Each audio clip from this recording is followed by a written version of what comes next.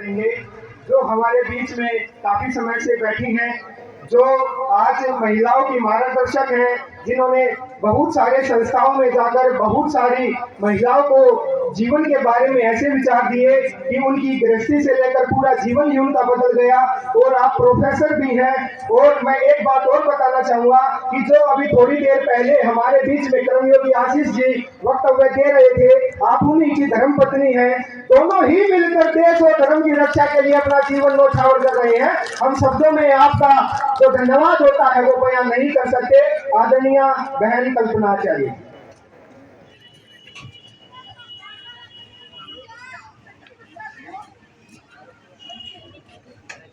मेरे साथ सभी मिलकर 3 बार ओम का उच्चारण करेंगे।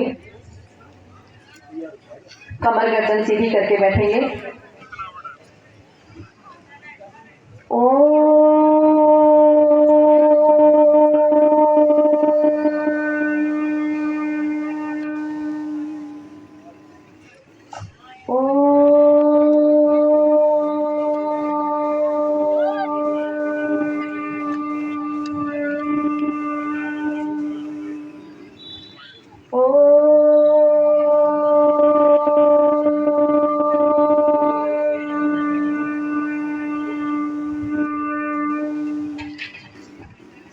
स्वस्ति न इंद्रो वृद्धश्रवा स्वस्ति न पूषा विश्ववेदाः स्वस्ति नस्तार्क्ष्यो अरिष्टनेमिः स्वस्ति नो बृहस्पतिर्दधातु।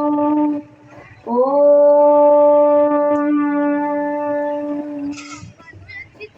विद्यानामनरस्य रूपमधिकम् प्रच्छन्नगुप्तं धनम् विद्या भोगकरी यशः सुखकरी विद्या गुरूणां गुरुः विद्या बन्धुजनो विदेशगमने विद्या परा देवता विद्या राजसु पूज्यते न तु धनम् विद्या विहीनः पशुः।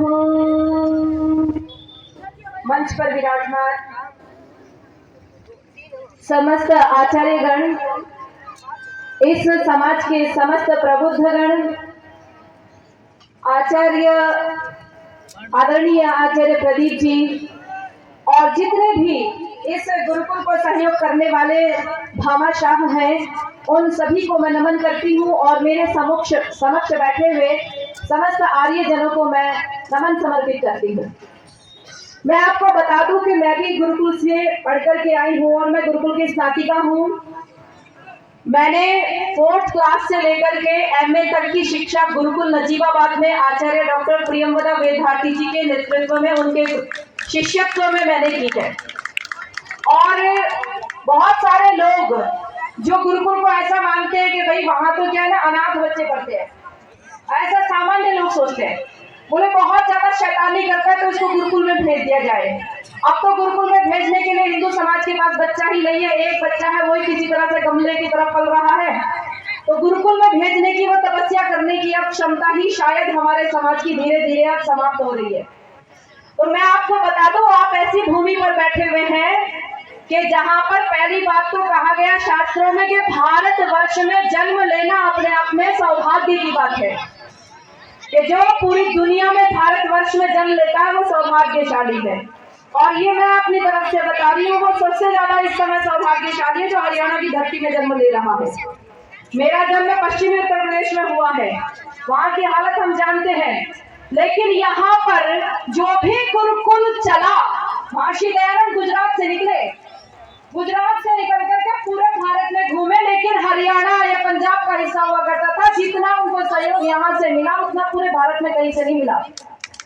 पूरे भारत के आचार्य पूरे भारत की बता रही हूँ, पूरे भारत के आचार्य जितने अपने गुरुकुल को पुष्पित और पल्लवित हरियाणा की भूमि में अनुभव करते हैं, पूरे भारत नहीं पूरे विश्व में ऐसा कोई जगह है ही नहीं है।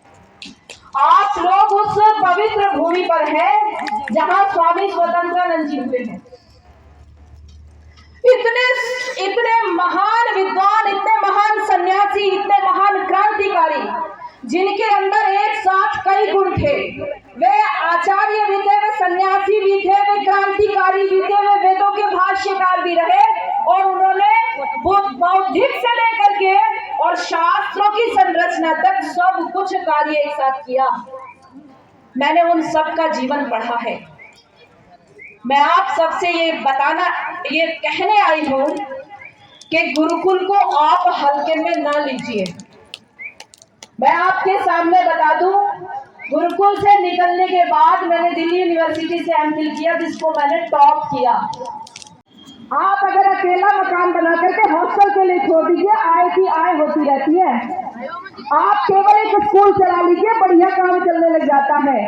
आप गौशाला एक अलग प्रकार का धार्मिक कृत्य है, वो अलग छोड़ देती हो, पर वो भी अंग्रेजी, बहुत ज्यादा बोलने की आवश्यकता नहीं है।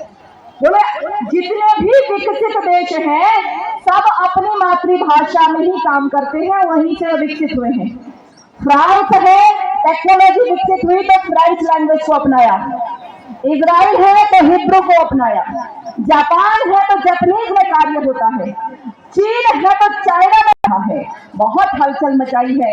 आज जहां जहां आर्य समाज है वहां वहां गुरुकुल का योगदान रहा है। तो आप लोग पुनः योगदान दीजिए। धन्यवाद।